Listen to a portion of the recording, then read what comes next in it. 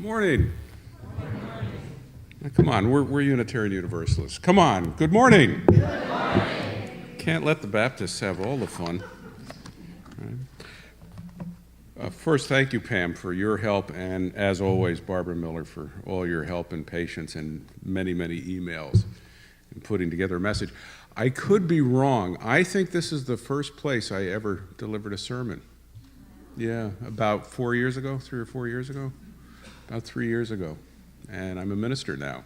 So you saw me in my youth. Now you see me in my ripe old age.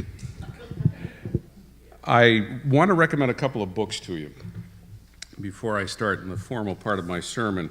The first one is called The Bridge of Stars, 365 Prayers, Blessings, and Meditations from Around the World.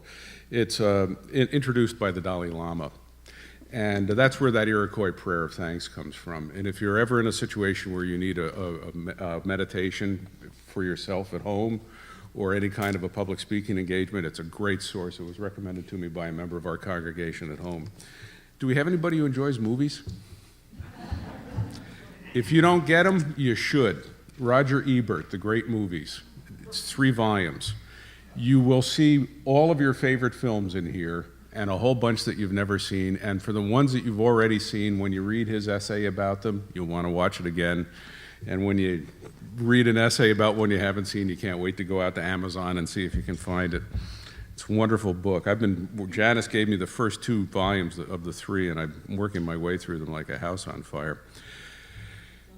When I asked the question of Barbara, are you working on any theme at this point in time in your spiritual lives? And she said, prophecy. I said, perfect.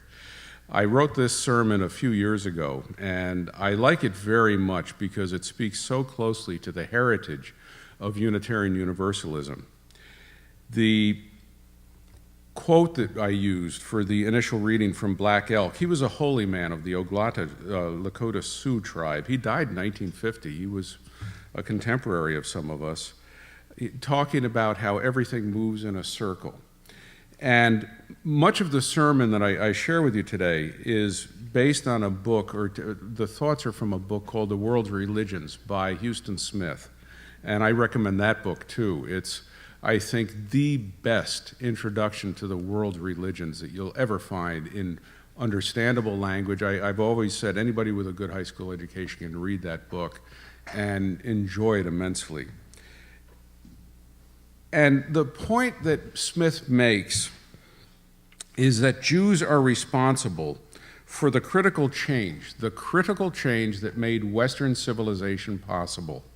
That's a big statement, but he makes a good argument for that. And he says, within the matrix of ancient religions and philosophies, life was seen as a part of an endless cycle of birth and death. Time was like a wheel, like the Lakota hoop, like the Sioux hoop, spinning irrevocably until ancient Jews began to see time differently, as a narrative whose triumphant conclusion would come in the future.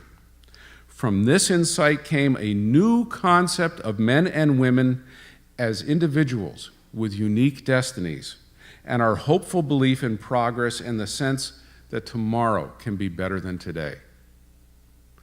This was a whole new way of thinking. If you take a look at the philosophies and the religions contemporary to the ancient Israelites, this was a breakthrough of monumental significance in our history. Smith also says, if the key to the achievement of the Jews lies neither in their antiquity nor in the proportions of their land and history, where does it lie? This is one of the puzzles of history, and a number of answers have been proposed.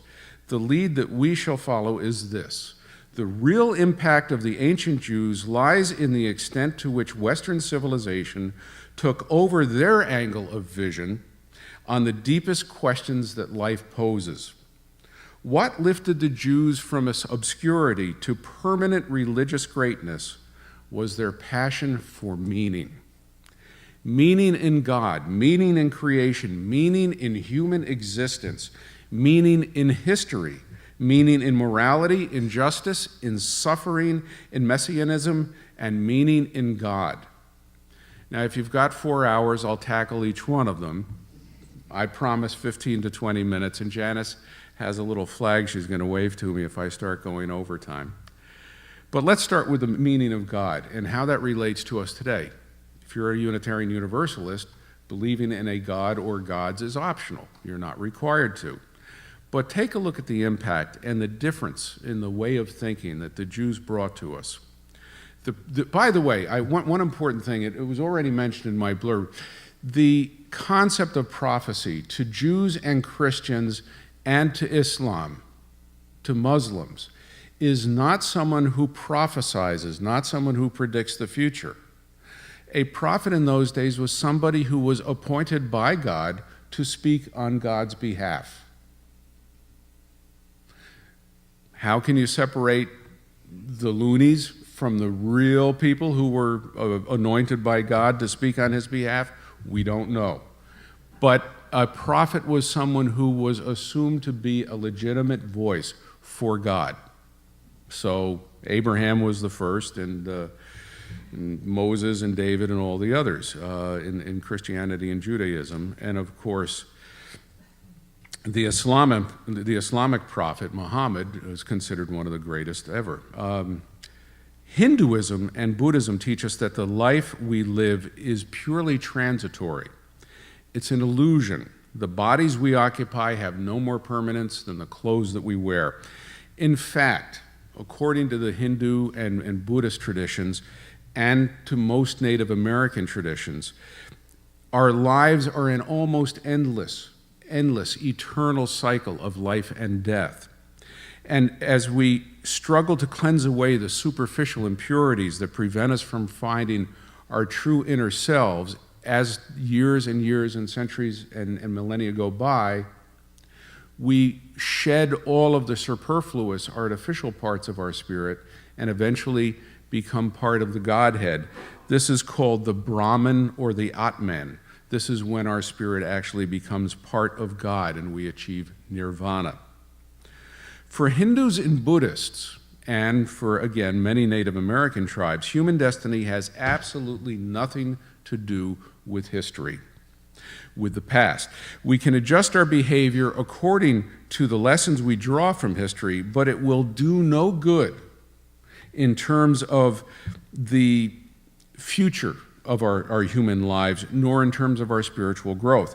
History, in a literal sense, for the Buddhists and the Hindus, is predetermined. Our decisions and behaviors can't alter it.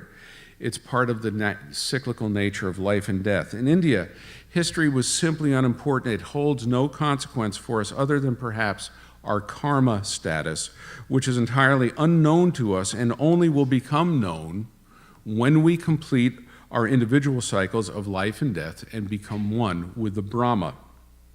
In a spiritual way and in a similar way, the beliefs of Native Americans, as shown in those words of Black Elk, focus on the cyclical nature of human lives, of nature, and our relationship with the divine. For nearly all of the polytheists, and who were the Israelites' neighbors, nature was the foundation of religious experience, and nature was something upon which we could not improve. It was God's gift to us. We had to live within the boundaries of what nature gave us. The social order, which was considered to be an extension of nature, was a system that was naturally developed from nature, and it could not be improved upon or altered either. As it was, so it is and ever shall be. If you were born poverty-stricken and you literally worked on a treadmill, it was reasonably expected that your children would do the same. The idea of some ability to control your future and alter the future was looked upon as silly, irresponsible. Life is a hoop. The idea of studying nature or history in the hope of changing nature would have been, to the neighbors of the Israelites, as absurd as the hope of adding an hour of sunlight to the day or requiring that rain only fall at night. You're not going to do it. To the faiths that were contemporary to the early Hebrews, not only were nature and our lives cyclical, the relationship of the nature-based gods to men and women was quite distant and uninvolved. The idea of having a personal relationship with a God was absurd. You were a ploy. You were a lower level piece on the chessboard to be used by the gods at their leisure, at their convenience, and for their own needs. The idea that you had any independence from a god to act on your own volition, or that you could go and petition a god for personal help in your life, rather silly. It was actually a cause for ridicule for most of the early faiths. Pick your continent, pick your civilization. Humankind was considered far below the gods and goddesses in both form and power and hope. Life was grim. The gods were callous and manipulative and interested only in their own satisfaction and the accumulation of their power. They had no interest in us individually or collectively. Now, along comes a ragtag group of nomadic Semites whom we call the Hebrews. And this remarkable clan, amazing people, viewed God differently than the Middle Eastern polytheists or the Indian faiths. They developed a different view of the importance of history and the value of recording, studying, and learning from it. The Israelites believed and taught that because God created people as material beings, they could, after all, have been created strictly as spiritual entities, but we were material, we have mass, we have substance. That this is intrinsic to our destinies. Since humans matter and their role in the universe is determined by the ability to integrate with and manipulate our environment. Since we have by God been given dominion over the earth, we can look upon history as matter's impact on humankind and humankind's impact on nature. And we can learn from our prior experiences. In other words, we have the ability, because God gave us form and substance, and our form and substance is very close to God's.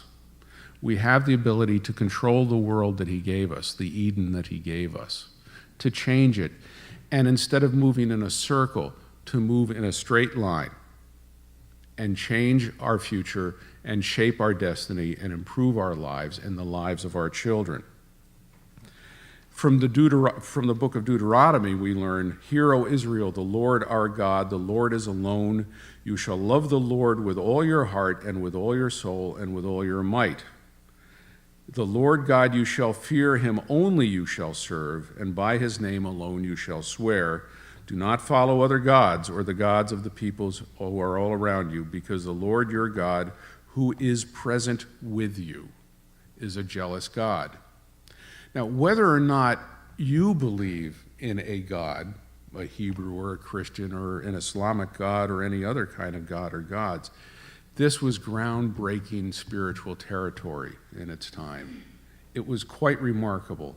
And for the first time, we didn't have to look at our lives as just a continuing cycle until we die. We can move in a straight line with a personal relationship with God, an empowering relationship with God, and build a better future for ourselves and for our kids.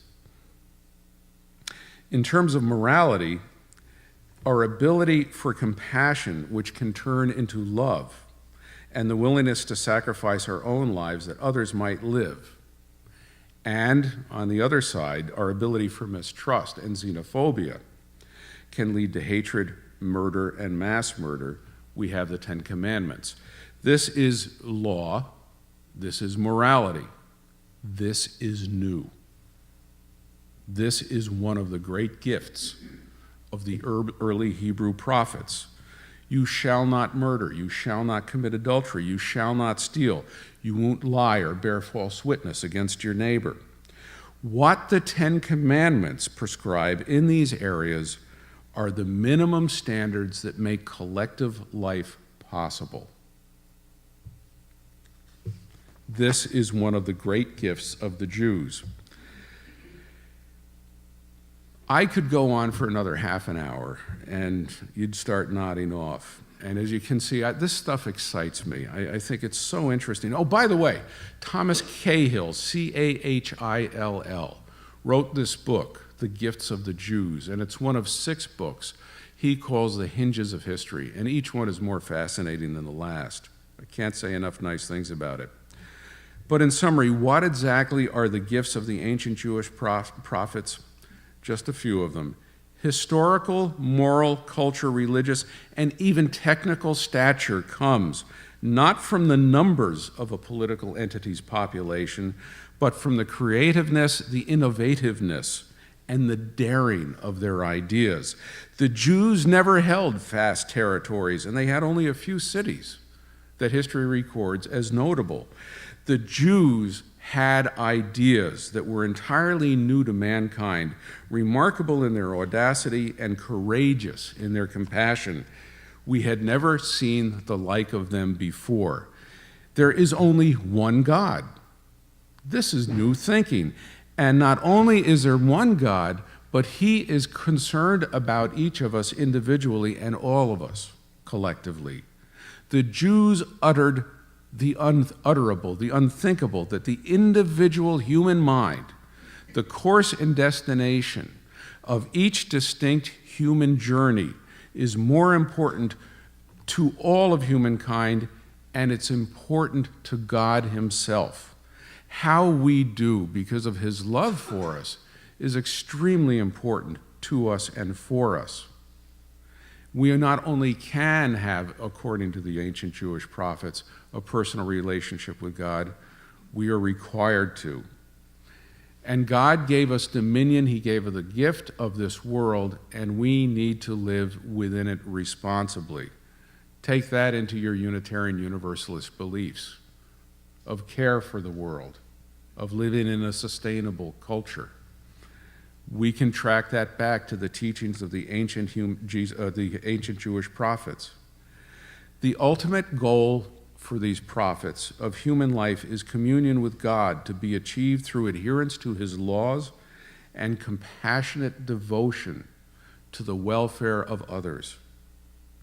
And finally, we have all of the mental, physical, and spiritual resources when needed to change the trajectory of our lives and live a better, more godlike world to our children. We hold our destinies in our own hands. And if that feels like a natural way of thinking, please believe me, that's not how they thought back then. The fact that you have hope for the future, that you think we might win a political campaign and reinforce the enforcement of the anti-pollution laws, this hope comes from the Jews. Our futures are not predetermined. We are not condemned to a never-ending cycle of suffering and despair. We are the makers of our futures, and we are not alone. So the next time you take some action to improve your own life or the life of someone else, think of this and say a modest prayer of thanks to the ancient Hebrew prophets.